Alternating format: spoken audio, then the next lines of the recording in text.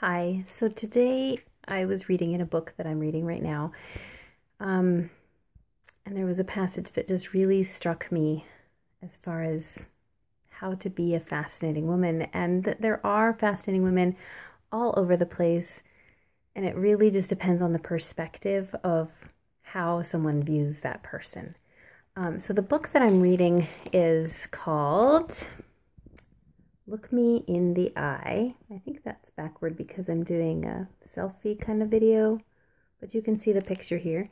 And the author is John Elder Robinson. So John Elder Robinson has Asperger's, and I picked up and I'm reading this book because I'm trying to understand my son, who I believe has Asperger's. We haven't diagnosed him, but we are getting pretty close to understanding him anyway. So as I was reading through this book, I'm just kind of getting a glimpse into the life of an Asperger's person and the struggles that they have and the things that they face. Well, John Elder is talking in this book about married life. So I wanted to read a couple of excerpts from his book. So I'm just going to be reading right here out of Look Me in the Eyes.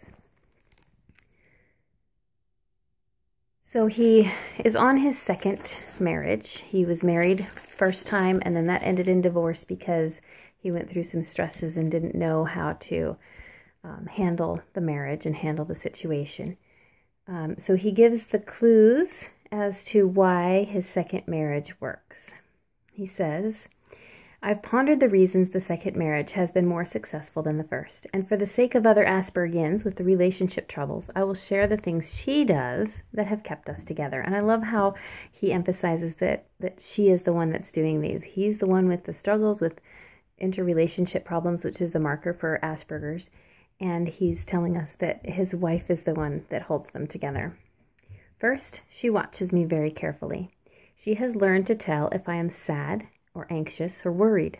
Some people say I never smile and I don't have many facial expressions, but somehow she can get me to smile, and she can read what little expressions I may have, and she usually knows what to say or do to make me feel better.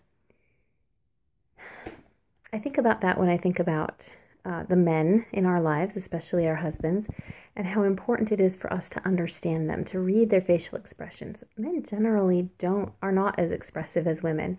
Their faces tend to be a little more bland, and they tend to not show their true colors right away. They really need to develop an intimate trust with someone.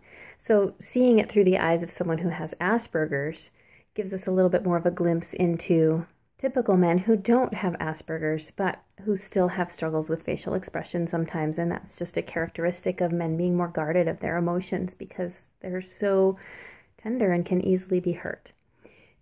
So another thing that his wife does is she always shows interest in me, and she seems to believe in me without reservation.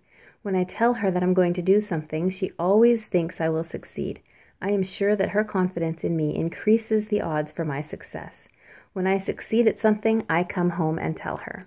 How wonderful is that for a man to feel that safe in his environment, to feel that no matter what he's going to do, his wife, of all people, believes in him.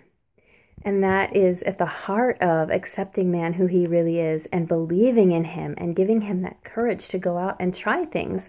He actually follows it up with a question. He says, I don't really know how she could possibly always know that I could do something I never did before, unless it was so trivial anyone could do it. But that's what she says. And that confidence that she gives to him is what helps him to be able to succeed in the things that he tries. Second, she watches what people say and do around me and explains what I miss. And that's something very specific to Aspergian. I don't think that that would be necessary in a regular marriage relationship, but she goes down to the core of understanding him. And that's why I wanted to read that little section. She understands him. She understands the struggles that he faces, that he doesn't interpret signals from other people as well as we do. As one of the markers of Asperger's is that people can say something and someone with Asperger's won't know if they're serious or if they're joking, if they're loving or if they're hateful. They cannot read emotion. And so a lot of things will go over their head, and she interprets that for him. And that's just a matter of understanding him and understanding his weaknesses, supporting his strengths and understanding his weaknesses. Third, she is patient when I ask the same questions over and over. Again, that's part of understanding Asperger's and understanding the weakness that's there. He gives an example that basically he calls her on the phone and he says, "Do you love me? Do you like me?" And she says, "Yes, I still like you." And he'll call her an hour later, "Do you like me?" And she says, "Yes, I like you." And this is a big issue for him because as with Asperger's, he didn't make a lot of relationships growing up. And so he's very worried that someone doesn't like him. And she's constantly reassuring him, "Yes, I still like you. Yes, you're still my favorite. Yes, you're the man of my dreams." And that's another thing that's important with relationships with our men, is just affirming them and affirming that we do still like them, that we care about them, that the things that they do are endearing to us. Reassuring them.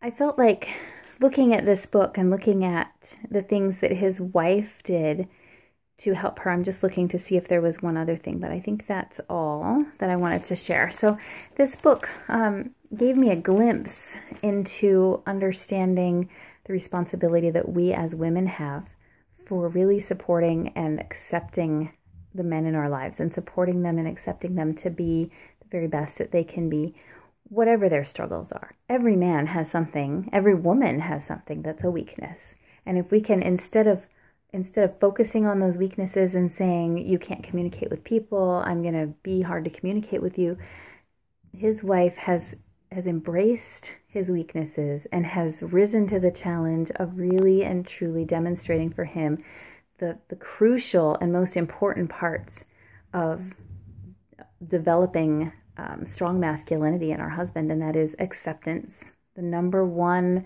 rule in Fascinating Womanhood is to accept him as he is. And she doesn't try to change him. She doesn't say, "Well, you need to respond differently to someone else." She doesn't do any of that trying to change her husband.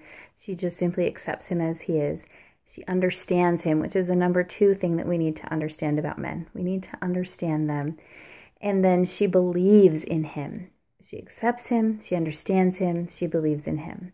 Beautiful illustration of a fascinating woman in our day.